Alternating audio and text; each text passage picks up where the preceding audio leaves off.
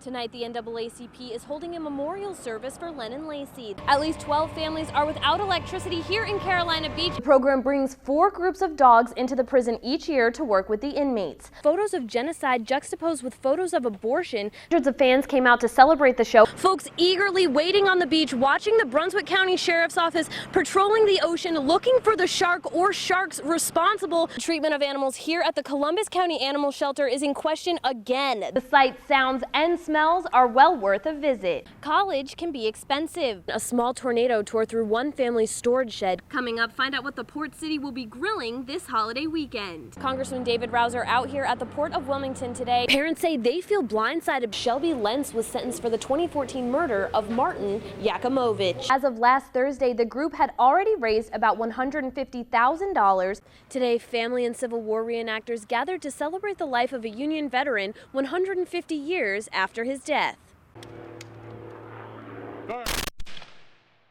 Sergeant Albert E. Higley of the 22nd New York Volunteers and the 16th New York Heavy Artillery left his home to fight for the Union cause in the Civil War.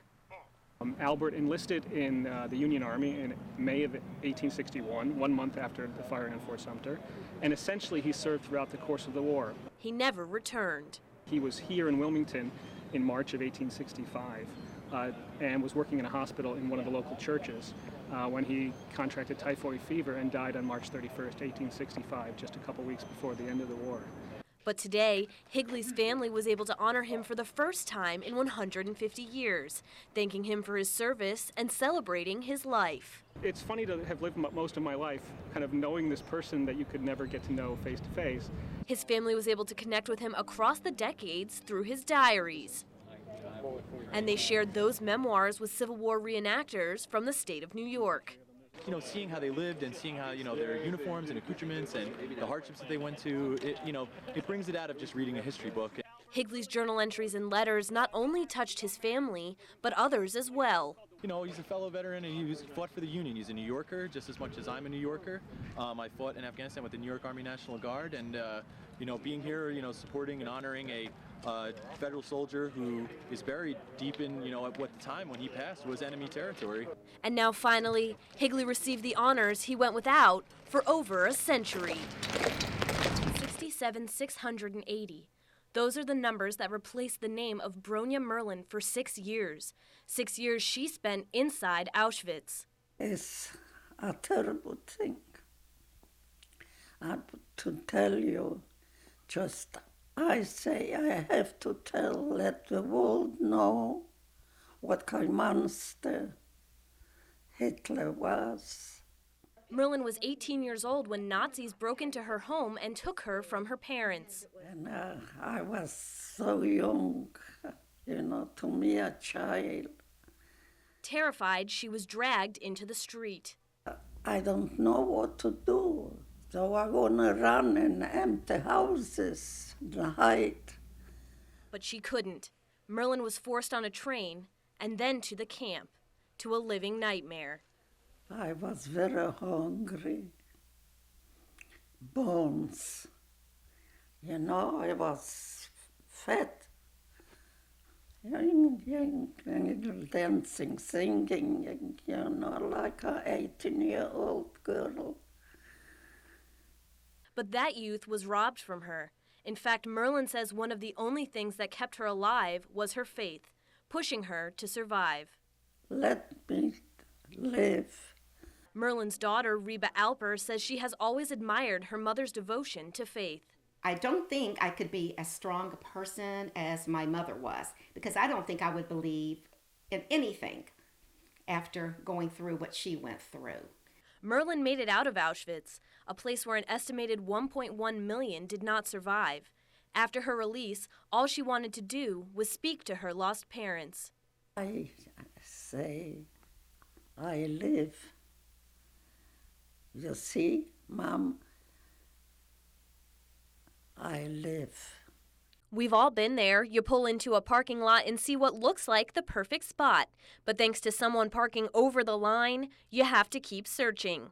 Well, now there's a Facebook page to let out your frustrations. I think it's a good thing. I think people do park like idiots a lot of times, and you have a family. It's frustrating if there's not a lot of spots in a crowded area and you can't park because somebody's over the line. Wilmington Idiot Spotter aims at mercilessly humiliating those dreadful drivers and poor parkers of the port city. Shaming, like, I don't think that's good, like, if you're shaming someone, but if you're just, like, think it's funny, then, like, that's okay. But I don't think you should, like, publicly shame someone. But that's just what the page does. Public humiliation for those whose less than perfect driving is caught on camera. It's also, I think, a way of dealing with these everyday frustrations we have in our society, like traffic. And this is certainly a better outlet than road rage. And while it may be therapeutic to call out that tailgater on social media, UNCW communication professor Jeannie Pursuit warns of the dark side to sharing everything. It seems like a good idea at the time, but you can't take it back. So before you post it, think about it. Good rule of thumb to think that, how would I feel if this stayed here forever?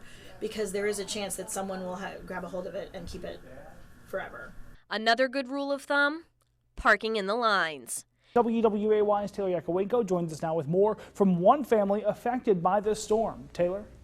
Chris, a series of storms yesterday evening had some of our viewing areas under a tornado warning around 6 o'clock. And while Brunswick County Dispatch said there were no reports of damage, Elizabeth Mint's home off 7476 definitely felt the force of that storm. I was freaking out. Saturday evening, strong storms left folks throughout southeastern North Carolina under severe weather warnings. In Brunswick County, a tornado warning led to a flood of viewer photos and videos like these coming into the newsroom showing what appears to be a funnel cloud in the sky. For Elizabeth Mintz, the storm hit right in her backyard. My first initial reaction before I got here, my mom wouldn't answer her phone, so it kind of scared me. The National Weather Service says no injuries were reported, but the same couldn't be said for the Mintz's property.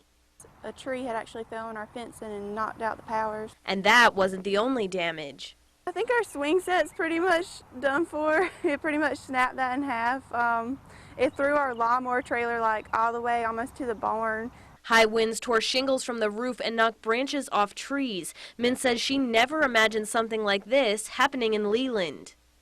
I mean, a lot of people think this can't really happen to them, but I mean, it can happen anywhere, anytime, so just be prepared whenever they send out the warnings.